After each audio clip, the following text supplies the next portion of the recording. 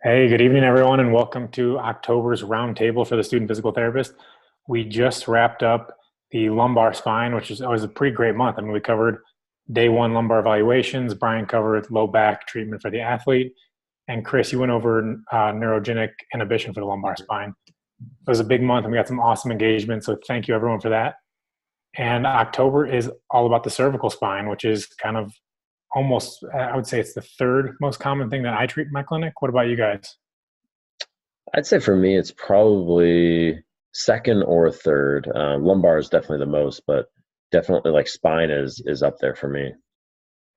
Yeah, and so much of lumbar spine, or so much of, let's say, shoulders and elbows come from the cervical spine, just like hips and knees for the lumbar spine. So it's hmm like no matter what, we're always going back to this region. What are you going to be covering this month? Well, this being the cervical spine, and we're kind of combining it with the TMJ as well. I'm actually going to do a post where we kind of review the arthrokinematics of the temporomandibular joint and then talk about some basic background for pathology regarding the TMJ. It's amazing how much TMD comes from the cervical spine.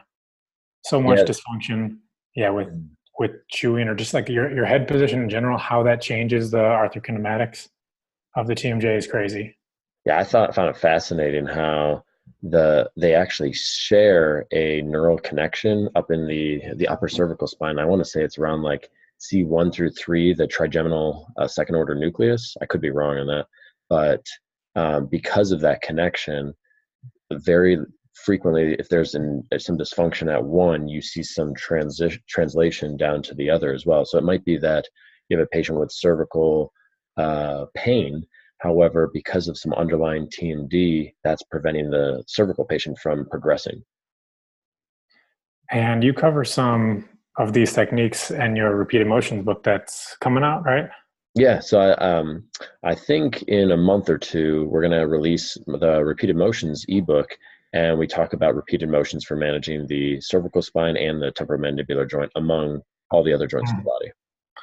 Yeah, I've seen that stuff that you're putting out, and it works. It's awesome. I'm working Mm-hmm. with someone who has both headaches and TMD right now, Mm-hmm. and the repeated motions, even though they look kind of funny, are like they're so good. So, Yeah. Brian, what are you going to be talking about this month? I'm going to cover concussions. It's something that I don't see cervical spine probably as much as you guys do, but the one thing I do see a little bit more consistently is concussions. So I'm going to talk about some things that you can do for concussions. I think that's become more of a hot topic over the last couple of years. And we have a therapist that I work with that has covered it quite a bit. So I've learned quite a bit from her as well. And I'm going to share some of that. I gotta tell you, I'm excited to read about it myself, man, because concussion management was definitely an area that was under served and undercovered in the residency that I went through, and even the fellowship training that I've done. So I'm really looking forward to learning a lot more about it. It's interesting. It's something I learned a lot more in residency from a assessment standpoint, but treating, I think I've learned more about it over the last couple of years. You know, I've seen tons of concussions just from all the on-field experience I've done, but treating is a whole different ballgame. One, it's constantly changing as well. I know we had one of my colleagues put on a little in-service on concussion management recently, and all of the stuff back in PT school that I kind of brushed aside, like I'm an orthotherapist, I don't need that, such as like the VOR stuff, the inner ear management, like that stuff. I just kind of like I'll refer out for that, and now that's like playing a primary role in rehabbing the concussion patients. So I'm looking forward to 100%. Yeah, that's awesome. I hardly see any concussions, but the more so I'm seeing in my private practice, just the connection of pathologies of the head, really how the neck is impacted or how the neck impacts the head. And actually this month, what I'm going to be talking about is a case of someone who came in with signs of BPPV, vertigo, and no positive response to the testing I was doing for vertigo. And I really think that it was coming from her sinuses and her not so much her inner ear was causing the dizziness, but more so a sinus related dizziness due to previous medications that she was taking. So mine is going to more be a case study and a write-up on that, and really like the management of, we weren't having success, so who's the appropriate provider afterwards? That's going to be great too. I mean, so much of what we do now that we're becoming more and more direct access, we got to absolutely recognize when and who to refer to. Mm-hmm. Yeah. And what was awesome is I had to reach out to some of my colleagues to figure out what was the best path afterwards. So, and that's where I think the continued learning is. I mean, I was researching different things on what could be going on. Is it coming from the inner ear? Is it coming from the sinuses? Is it coming more centrally from the nervous system?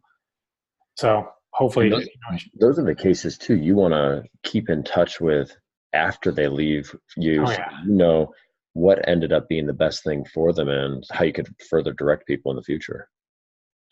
And the best part is I think that we as physical therapists, we're probably the providers that are willing to take those extra steps. So no other provider, her MDs and things, they weren't communicating with her outside of like a paid visit. So she was so grateful, even though I wasn't getting her better necessarily, but I was finding her the resources for the, like, where to go next. So yeah, that would, you're in a unique position, Jim, as a private practice guy, to write up case studies. That'd be something I'd look into in the future, just because something like that, let's say you get more interesting cases like that, you could write up some pretty awesome case studies, I'd imagine.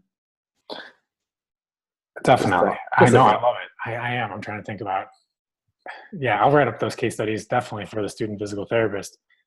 Sometimes submitting it for research is so hard though, because True. No, but either way, I think it's good practice, and it like just helps me learn as I'm doing those case studies. Let's see. Any other final thoughts on the cervical spine?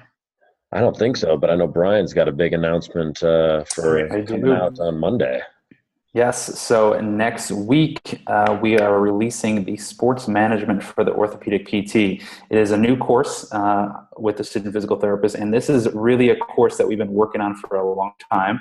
And it's going to really talk about, we're going to focus on the lower extremity for this one because there's a ton to cover. And it's really going to be talking about the hip, the knee, the ankle, some of the most common pathologies, how to take them to a different level from an athletic perspective. So things I've learned in residencies, things that the three of us talk about that differentiate from your typical orthopedic patient when you're dealing with a very athletic person. So, for example, think about all the stuff we've learned about ACL. We'll apply that to some of the other very common pathologies for, let's say, the hip, the ankle, things like sports hernias, things like labral repairs. What are the actual return to sport criteria, if there are any, and talk a lot about the progressive states so that you can get them from, hey, how do I return somebody back to their sport, but how do I actually break down their positions as well? So let's say we want to return them to running. There's a simple progression for that. Then we want to return them to lateral agility, return them to jumping, return them to their actual position. They're all different processes and different progressions. So there's a lot of good information on that, and I think you guys are going to get a lot out of it. I'm excited about it. Yeah, definitely. I'm treating more and more athletes in my private practice, and I'm really basing it. I'm kind of like just thinking about what their sport would be, and then using appropriate training for that. But to see your guidelines and everything that you've learned through the USC training, and then everything that you've learned afterwards, just being with professional athletes, I'm definitely excited about it. Yeah, I got some good tidbits in there that you're not going to get from evidence-based practice, but we know that evidence has to catch up always. So plenty of evidence, but a lot of good stuff that is not in the literature yet, or is more anecdotal over the years from different mentors. So that's awesome. That's how we do everything at the student physical therapist. This is true. This is true. That's why we all learn online. Every single one of us. I think that's why we started this thing, because we've all learned so many things from different online mentors, and it's something that needs to continue being passed on. Absolutely. Chris, anything else this month? No, I'm looking forward to reading both your guys' articles when they come out, and then taking a peek at Brian's course as well. So it should be a great month. It's going to be. Well, we'll see everyone in November, all right? All right. Thank you. Yeah. Thanks.